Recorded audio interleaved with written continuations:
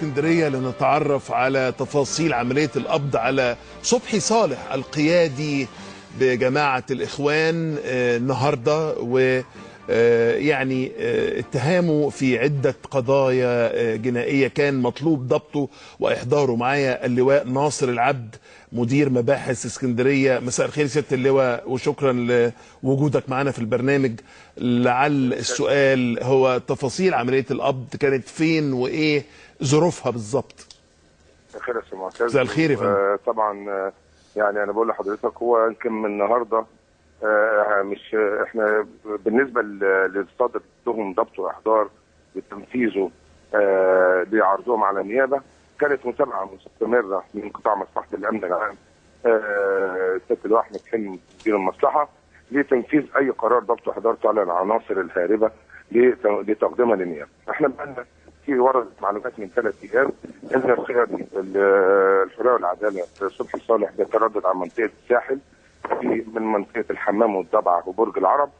يعني عملنا كذا مأموريه من امبارح اول امبارح لتنفيذ قرار النيابه، لان صدر قرار النيابه عندنا في سيدي جابر، وفي في قرارات اخرى في القاهره.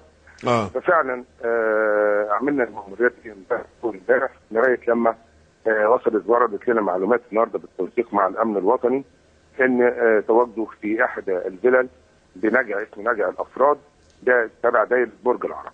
فعلا نسقنا مع الاداره العامه للامن المركزي والامن الوطني والامن العام، وتم توجيه استهداف الفيلا وتبين ان هي فعلا فيلا ملكه.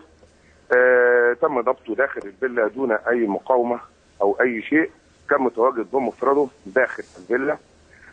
تم ضبطه واصطحابه ليومان برج العرب، وتم اختار السيد المحامي العام لشان. هل انتوا كنتوا متوقعين يا ست لواء ان يبقى في مثلا مقاومه او استخدام سلاح او شيء من هذا القبيل؟ والله احنا هقول لحضرتك حاجه، احنا في جميع المأموريات اللي بنستهدف فيها العناصر بيتم اصطحاب الامن المركزي معانا. ليه؟ لان بنفترض دايما سوء النيه من الطرف الاخر، فبالتالي احنا برضه مجهزين نفسنا. ضباط المباحث برضه بتبقى يعني عارفه ان لازم تخش بعد اقتحام او استهداف الفيلا بعد الامن المركزي، وبعد كده بيتم القبض معرفه ضباط المباحث. لكن عشان كده بقول لحضرتك ان احنا دايما بنحط سوء النيه للطرف الثاني انه ممكن يقاوم او يطلق اي عايره، فبنبقى عاملين الحذر الكافي لمثل هذه المأموريات. على كل حال ربنا معاكم، وبشكرك على هذه المداخله اللواء ناصر العبد مدير مباحث اسكندريه. نروح مباشره لمراسله صحفيه هناء ابو العز. متهيألي هناء ممكن تقول لنا وضع صبحي صالح ايه، التهم الموجهه ليه، ويا ترى متى يعرض على النيابه؟ مساء الخير يا هناء. مساء النور يا استاذ معتز. اهلا بيك.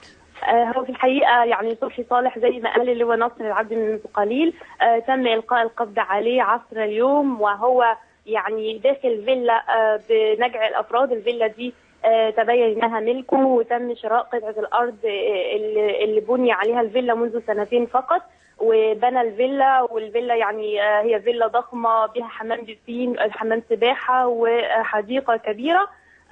تم ضبط او تم مداهمه الفيلا، وتبين وجود صبحي صالح فيها وهو بيرتدي يعني فانيلا وبنطلون، وسمح له بارتداء تيشيرت يعني لاصطحابه، وكان بيتابع الاخبار على شاشه التلفزيون، وكان بيتناول البطاطا.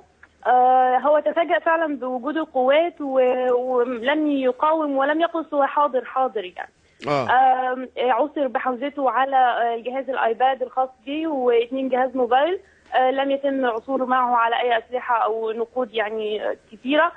خليني اقول لك ان هو كان بيتحرك داخل الفيلا او للخارج من خلال ارتدائه زي البدو الاعرابي اللي هو موجود في منطقه الساحل، يعني منطقه برج العرب كلها بدو، فهو كان بيرتدي زيهم حتى يخرج يعني. دلوقتي صبحي صالح موجود، تم ايداعه داخل قطاع الغربانيات بسجن وادي النطرون في انتظار انتقال نيابه شرق الاسكندريه غدا لاتهامه او لمواجهته بعدد من الاتهامات اللي كان ابرزها تحريضه على قتل المتظاهرين في سيدي جابر. يعني دعني اذكرك بمشهد القاء عدد من عناصر جماعه الاخوان المسلمين للمتظاهرين من اعلى سطح عقار بسيدي جابر. دي ابرز التهم الموجهه لصبحي صالح، بالاضافه ايضا لتحريضه على القتل والاصابه العمد والانضمام لاحدى الجماعات التي تهدف الى تعطيل احكام الدستور والقانون ومنع مؤسسات الدوله من ممارسه اعمالها والاعتداء على حريات المواطنين والاضرار بالوحده الوطنيه والسلام الاجتماعي.